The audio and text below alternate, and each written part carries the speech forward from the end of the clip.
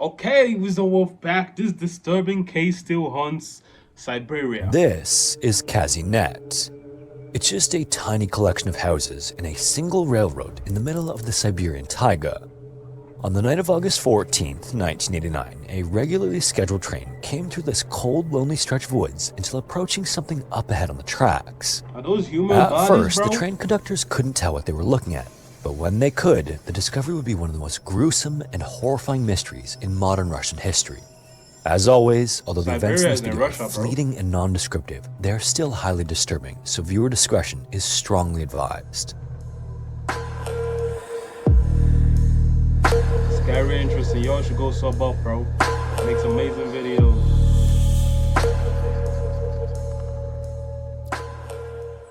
The village of Kazinet in Russia is the kind of place that doesn't show up on most maps.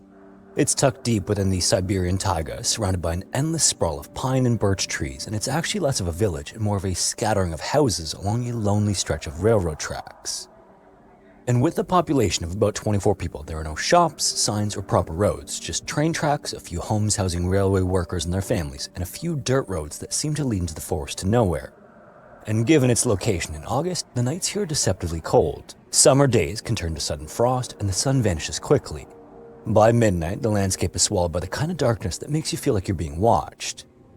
It was in this silence at precisely 1:40 in the morning on August 14th, 1989, that freight train number 2008 rumbled its way toward the Kazinet station. This train was massive, 70 cars long, hauled by a heavy locomotive and helmed by two experienced railroaders, brothers Vadim and Igor Supernenko. They'd passed through Kazinet countless times before, but this time was different. As the train approached the station, the brothers noticed something on the tracks ahead. Whatever it was difficult to make out in the sweep of the headlights initially, but Vadim sounded the horn, and at the same time he slammed on the emergency brakes. Unfortunately, a fully loaded freight train doesn't exactly stop on a dime, so despite the brothers' best efforts, they couldn't stop before they heard and felt the inevitable crunch beneath the steel wheels of the train. Heavy. When it finally came to a stop, the brothers climbed down with their lanterns and started walking along the rails. They were used to wildlife near the tracks and even debris or the odd fallen branch, but this obstruction seemed completely out of the ordinary. And what they would eventually find would scar them for life. There, spread across the tracks, were the torn remnants of 7 people, although they might not have known quite how many people there were at the time. What was clear was that there was no movement or signs of life at all, and it didn't take much more than a momentary glance to determine that. Nigga, you just run The them over with a Supernenko train. brothers How would stood you over have the movement? wreckage of what had once been a group of boys and realized they'd just become the unwilling participants of something horrific, something that couldn't possibly be explained by a simple accident. As soon as the dispatcher was alerted, the police from the nearby much larger Abakan station were sent to the scene. Floodlights arrived afterward, villagers were woken up to assist, and the grim task of retrieving the many parts began. Soon their names came in one by one, each one being realized to have come from the small community of Mesterchansk. Dmitry, Nikolai, Vadim, Oleg, Vyacheslav, Roman, and Viktor, all of them just 15-year-old friends. Yo. They were a tight-knit group of boys who played soccer together, attended school together, helped their parents, and they'd apparently gone on a simple weekend trip to collect cedar cones in the forest. Frustratingly though, according to investigators, this was nothing more than a tragic accident. The boys had ventured into the taiga. I will take editing, but calling that an accident is a crime against humanity. I'm gonna keep it a stat. Nigga, okay. On August 12th, and by the following night intended to return home on the 10:39 p.m. train. Something, however, had obviously gone terribly wrong. Maybe they lost track of time, or maybe they got turned around in the woods. Whatever the reason, they apparently missed their train, and according to the initial report, they allegedly lay down to rest on the railway tracks. Nah, they're dumb. They deserve it. And it's not even decommissioned. I wouldn't even lay down on decommissioned railway tracks. How do you... Nigga, what happened to the grass, the surrounding sandlands? Why are you laying down to rest on that? Okay, now I see why they call it a simple accident. But it's not a simple accident. It's just an accident that was brought about by what do I call it? Ignorance, stupidity, mad, gross insanity. How do I even describe that behavior, bro? Even more strangely, their backpacks were found later lined up about 820 feet or 250 meters away. That detail would be the thing that made headlines, 7 bags placed in a row near the tracks as if part of some kind of ritual or pact. and the implication was haunting, and reporters didn't hesitate to spin it as a possible agreement between the boys to end things. The idea was put forth that maybe it was deliberate. To the parents, however, this made no sense. These weren't reckless, troubled kids. They'd experienced in the wilderness, they weren't known to drink, and the toxicology report proved it as no alcohol was found in any of their systems. They were all well fed, healthy, sharp, and cared for. The idea that they decided to end things or nap on top of the rails was beyond absurd. Like, for example, if that was somehow the case, how had none of them moved when the train approached? How did they not wake up? Even the Supernenko brothers testified that they weren't walking the tracks, they were lying on them motionless as if placed there. Still, officials pushed the narrative that this was just a tragic, horrific accident. The boys were said to have been exhausted and had made a terrible mistake as a result, and the case was closed. But the parents obviously wouldn't let it go. Something more sinister was at play, they were sure of it. Unfortunately, they had no proof, no support, and no leverage, but they did have grief, which was further sharpened by what they viewed as an indescribable injustice. Nah, because it makes no sense, man. Who lies down? Like, it makes no sense. Logically, it makes zero sense. No one just goes and lies down on a train track to rest. They go, nah. That explanation makes no sense, and they can try to push the narrative as much as they want, but it makes no sense. And if it makes no sense, it's most likely not true. Talk to me. In the meantime, the people of Mezdorchansk buried their sons in stunned silence, but this didn't last long. Soon, whispers became suspicions, and suspicions grew into fury. None of the families could accept the story they were being fed, and for 2 long years afterward, they pleaded with the local officials to reopen the case, only to have doors repeatedly slammed in their faces. Phone calls were also ignored, and paperwork was somehow lost. It was clear that authorities had no interest in revisiting the tragedy, especially when it meant admitting the original investigation not just been flawed, but possibly corrupt. In the face of this, the families went over their heads in the biggest way they possibly could. In the fall of 1991, they penned a desperate letter directly to Russian President Boris Yeltsin, appealing him to order the investigation to be re-examined. At the time, though, the Soviet Union was crumbling, and the country was spiraling into chaos. The chances were slim that anyone would even read the letter, let alone act on it, but by some twist of fate, the letter found its way into the right hands, and against all odds, it worked. On October 8, 1991, the Prosecutor General's office officially reopened the investigation into the Kazinet deaths. 2 new names were then assigned to the case: Vladimir Guzenkov, an investigator for especially important cases, and criminal prosecutor Yuri Stolyarov. And thankfully, these weren't small-time paper pushers. They were serious men pulled from Moscow to handle difficult cases, and they got to work immediately. They arrived in Kazinet sometime afterward to find that the scene was long erased by time that had passed since the initial discovery. Rain, snow, and rot had stripped away nearly every trace of evidence. They also found that what little had existed back in 1989 had been mishandled by police or outright ignored. Vladimir then began by knocking on every door, interviewing every local, and pressing for details again and again.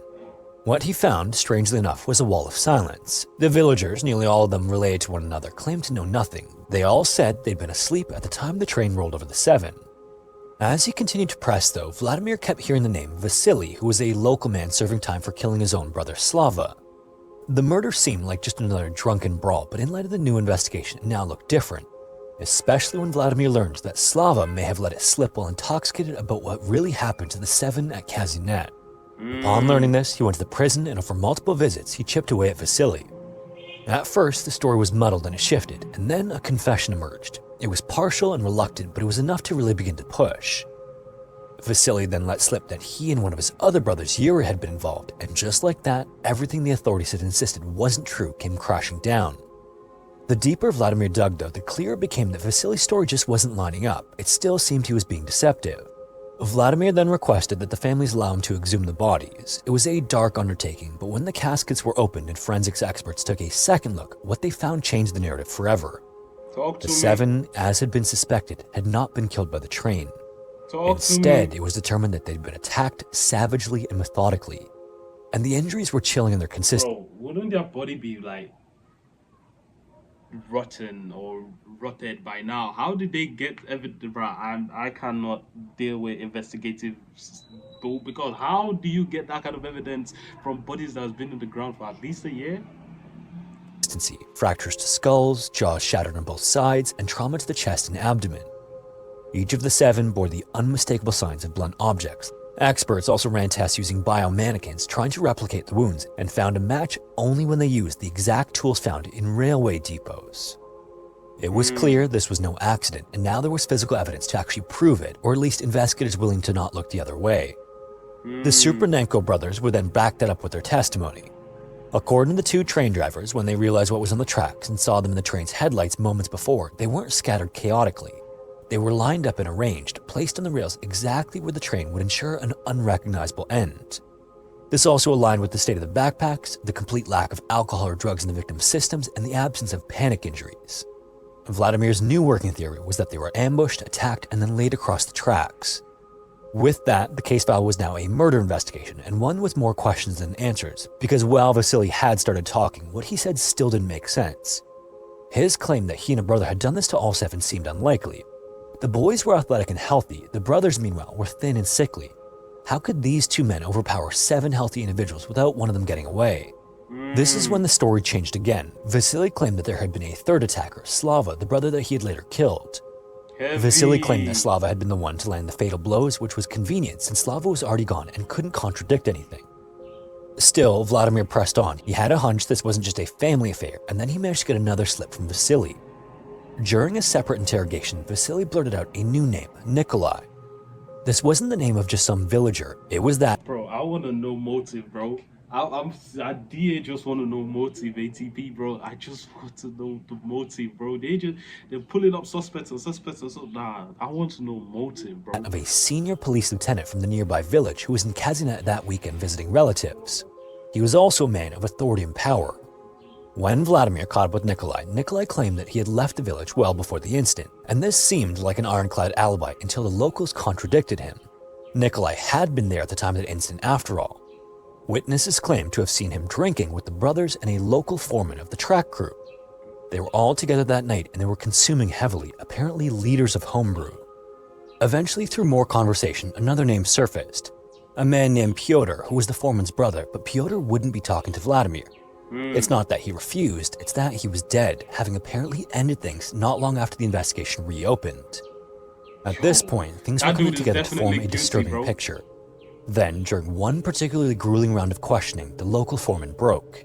He'd had enough of the constant questions and guilt, so he agreed to tell Vladimir everything he wanted to know. He would then name names, he described the night, he spoke about the drinking, the confrontation, and the weapons. And then came the final revolting truth of what really happened to the 7 in 1989. Drum roll, niggas. Drum rolls. We're about to get multi, bro. 2 years prior, the sun dipped below the dense canopy of the taiga, and Kazinet settled into its familiar nighttime hush. In one of the few houses near the tracks, though, there was a lot of noise coming from men consuming hard. At least 3 liters of homebrew were being passed around, maybe more. And the names around the table were already familiar. There was the local foreman and his brother, there was also Vasily and his brother Yuri, and the visiting police lieutenant Nikolai. They weren't celebrating or mourning anything, they were just bored, and boredom in Kazinet can be a dangerous thing. As the drinks flowed and the evening wore on, they eventually ran out, but that didn't have to mean their night was over. They still wanted more, but the only thing that could be considered a store in town was long closed, so they did what Kazinet men sometimes did when desperate. They went to the train station in search of yashes, which is slang for train cargo handlers who sometimes carry stash for barter or bribes.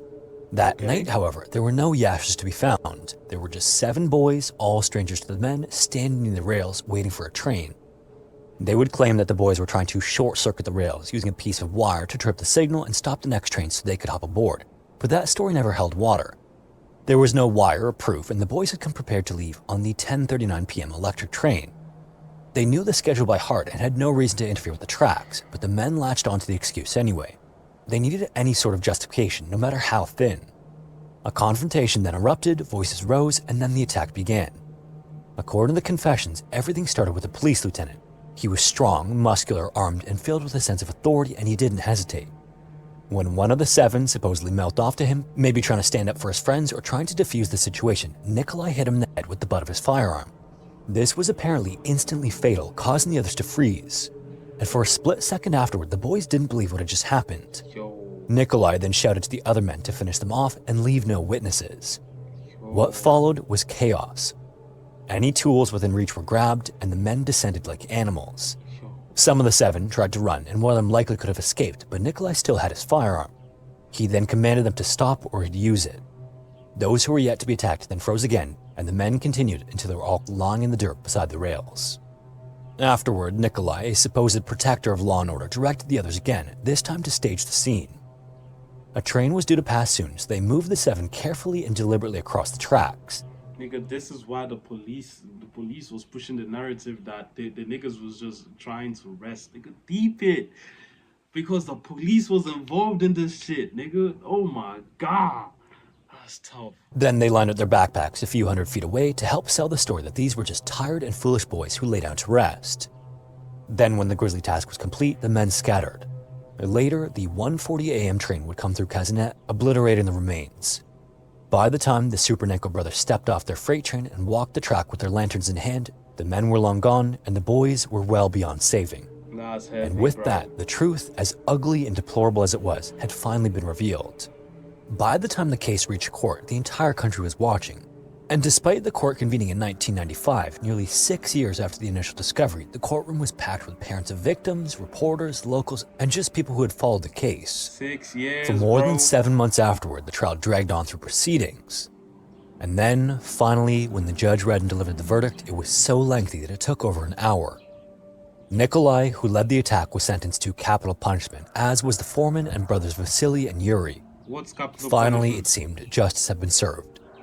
This seemed like a rare moment of accountability in a system where things could often be volatile. But just as the men began to wait in their cells, the country took a political pivot. In a move aimed at joining the Council of Europe, Russia began aligning its laws with the European human rights standards, including the abolition of capital punishment. On May 31st, 1996, the first deputy chairman of the Supreme Court of Russia filed a protest. In it, he asked to overturn the verdict of the court and transfer the case for a new investigation. New investigation on what, bro? New investigation on, oh my god, bro. Y'all are stressing me out. This should be case sealed, bro. They should have all been gotten deep. The Supreme Court then agreed, and just like that, everything unraveled. Not only were the sentences tossed out, but due to the convoluted legal mess and procedural timelines, the previously convicted men were released just like that. And they weren't retried or held in custody, they were just set free. And if you can believe it, things got even darker from there. After his release, Vasily attacked a cousin of his who, according to some, had known everything and wasn't planning to keep his mouth shut during the reopened investigation. Meanwhile, Yuri, who was one of the brothers who was convicted, was also found dead by either suffocation or sudden pneumonia, depending on which report you believe. Bro, that's Then crazy. came the most chilling incident of all. A railroad worker who was one of the key witnesses who had helped remove the 7 from the tracks was also found under the wheels of a train at Kazinet. Oh my god, bro. Like, how do you even set these niggas free, bro? After you get a confession, how do you even justify setting them free? Nigga, the legal system stresses me out. Allegedly as a result of slipping and falling in the tracks. So as horrific as the initial incident was, somehow it hadn't just ended in 1989. It seemed to have just changed direction, but admirably through it all, the families who had been betrayed and beaten down by bureaucracy kept fighting. By the late 1990s, the story of the Kazinet 7 had faded from the headlines. Other scandals had taken their place, and there were more than enough of those. The country by then was cracking under the weight of corruption, war, and transition, and most people assumed the case was dead, but the parents of the victims were relentless. In February 1997, they managed to push hard enough for the Prosecutor General's office to reopen the case once more, this time under the y'all are just overdoing it, ATP. Reopen, close, reopen, close, reopen, close. Like, nigga, pick a side. And the story is pissing me off now. I'm sorry I'm stopping it a lot, but like, this is a case that has been solved multiple times, and you're just doing too much. Allow the families rest, man. Allow the case rest. Allow everyone who was not involved in it, but involved in it because they knew people involved in it, rest, bro. Legal banner of, quote, circumstances not fully investigated. It would take 4 more years, 3 additional exhumations, 5 expert forensic reviews, and more than 100 witnesses. There were testimonies not previously considered, forensics experts re-examining these same broken bones, and mountains of old paperwork that were hauled back out under the light of government offices. And through it all, one name that kept coming out during those years was that of Nikolai. Since his release, he had become a municipal deputy. You heard that right, one of the central figures in the murder of the 7 had parlayed his time out of prison into a political seat. But in the fall of 2001, something miraculous happened. The Supreme Court of the Republic of Khakassia issued a new verdict, and Nikolai, the foreman, and Vasily were once again found guilty of the murders. This time, the sentences were final, but to many, they still didn't come close enough to fitting the crime. Nikolai and the foreman were sentenced to just 10 years in a maximum security penal colony, while Vasily got just 7 years. For the parents, again, it wasn't justice. And even then, Nikolai, true to form, never stopped filing appeals. The man who ordered the entire incident still claimed that he was the real victim, and the family simply endured it all. Despite the loss, lies, retrials, and political maneuvering, the truth finally came out and it stuck. Not because the system worked, but because the parents refused to let it stay buried. And in the end, they forced the world to look at what really happened on that cold August night in 1989. Kazinet was never and will never be the same as it was before the murder of the 7. The town, for all its supposed concern and regret over the case, always knew something, and its silence was complicity. What happened there is now more than just an unspeakable crime. It's a cautionary tale about the failure of justice and about what happens when the people in power believe they can get away with anything. If you made it this far, thanks so much for watching. I also want Bro, that was a story, man. That was a story, man. I do not like the whole justice system because y'all be doing too much sometimes. If it's red, let it be red, bro. Like, bro, what they keep reopening and closing. Ah, man, I'm done, man. Y'all just go follow interesting, scary, interesting. Drop some amazing videos, man. I'm gone.